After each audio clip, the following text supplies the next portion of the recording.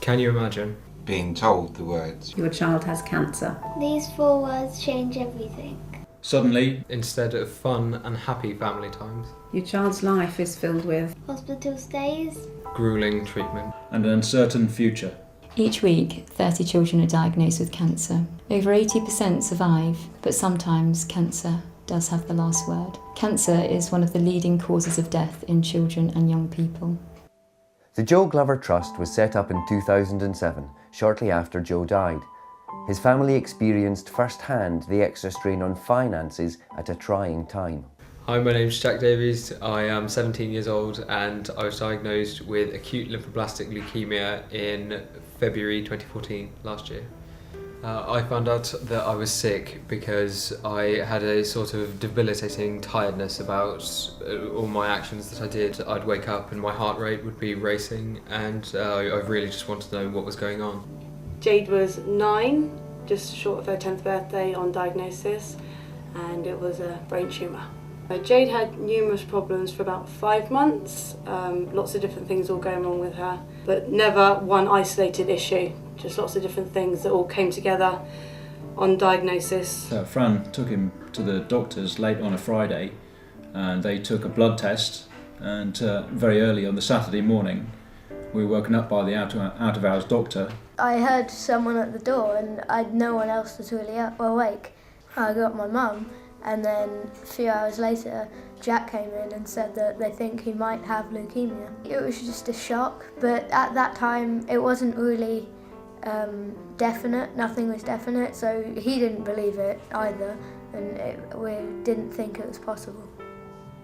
It was quite a relief in a funny sort of way, because it gave a lot of answers to the questions about why she was being so sick and feeling so not right in herself. On diagnosis of cancer for a child and a family, it's absolutely devastating. It's devastating in many ways, and more ways than probably us healthcare professionals truly appreciate.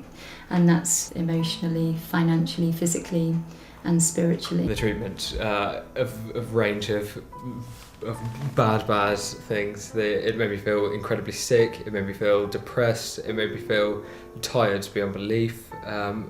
It didn't have many ups. You'd go in for 3 days for chemo, and then she'd come out for a week. She'd then go neutropenic, get a temperature, and be in for a week. Come out for a day, get another temperature, be in for another week, then go back to Southampton and then have more chemo. And they call it bouncing. We'd literally bounce from one hospital to the other. Since then, we have helped hundreds of families receiving treatment at a number of hospitals across the Wessex region.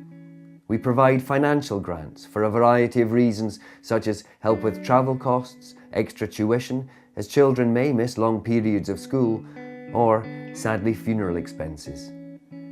But the vast majority are for everyday living expenses like mortgages, rent, heating or other household bills.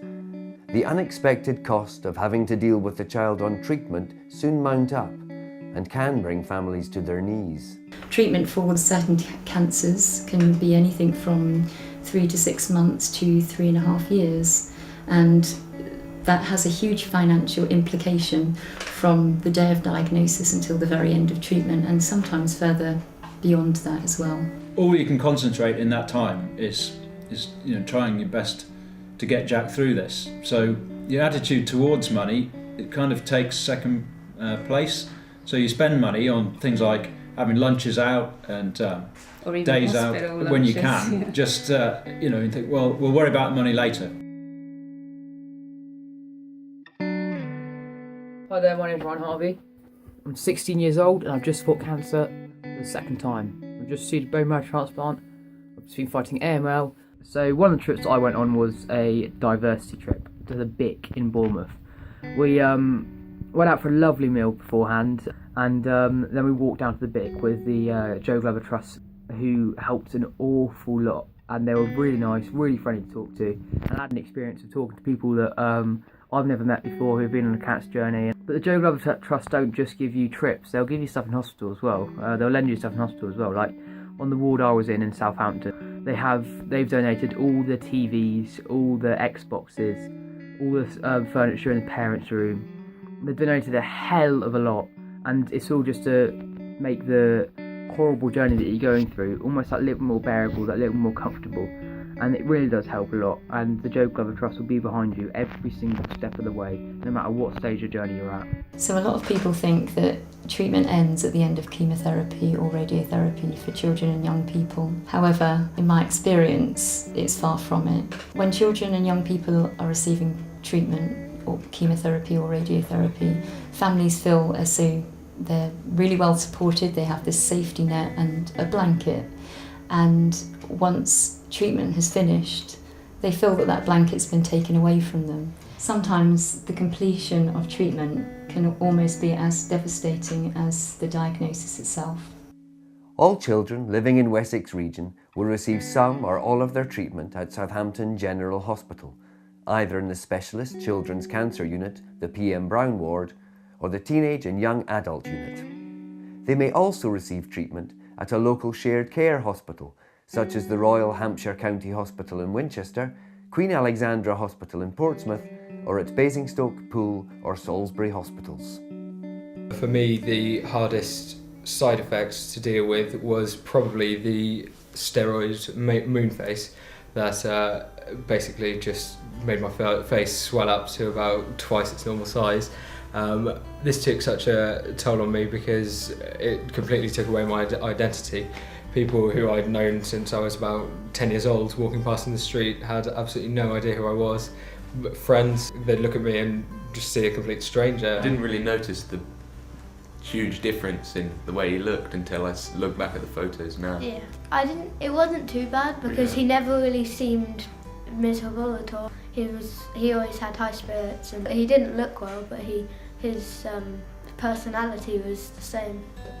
When Jade was at her worst and was at her most sickest, she was very, very weak. And we're a very active family, like to go out and about and everything, and Jade, was struggling to keep up, so we said that we'd get her a pushchair. We've been able to get you a grant for Jade's pushchair from Joe Glover. My mum used to run around the section where I was, and I would go in the pushchair and we used to run around with each other. It was a godsend for getting her around. And now she no longer needs her pushchair, and she takes Lucy for a ride. Yeah, Lucy Instead. goes in. In addition to providing financial grants to families, we have set up our Family Days Out programme. This year, we have had trips to Chessington World of Adventures, Calshot Activity Centre, and a trip to the theatre is planned for later in the year. One of the best things that I think the Joe Glover Trust do are the Family Days Out. We had a fantastic family day out at Calshot Activity Centre. I'd not heard of it before. There'd always been a reason, we can't do something all together because there's so many other things going on. We're so busy all the time. So that day we blocked out in the calendar. We did rock climbing, archery, and that sort of thing is where I'm really in my element, and being with family makes it that much better. And after this hard year and this continuing hardship, it really it offers a nice break from the what's become normality of treatment. You'll never really appreciate how much a charity helps until you're one of those people sat in that waiting room and listening to these sort of shared days out, because you don't have time to organise them. You still focus so much on juggling everything that goes with having a child that's on treatment, and Jack's only halfway through his treatment. With the type of leukaemia he's got another 3 years, so it's so precious, that family time. The Joe Glover Trust is an incredibly worthwhile charity and has made such a huge difference to the families, the children and the young people that I look after. We'd like to say an immensely big, huge thank you to the Joe Glover Trust. I'd really like to extend a great thank you to the Joe Glover Trust, as they have been really, really, really key in helping me stay positive through treatment, and the activities and things that they've done to help me have really, really helped put a smile on my face and keep me positive all the way through. Without donations to the Joe Glover Trust, it wouldn't be able to do such an amazing job that it does. Without our individual and corporate supporters, we wouldn't survive. And we have supporters doing all sorts, from the simple to the extraordinary. We need your support to continue to help children like Jack, Jade and Ryan. Please, Help us by giving whatever you can. It will make a real difference.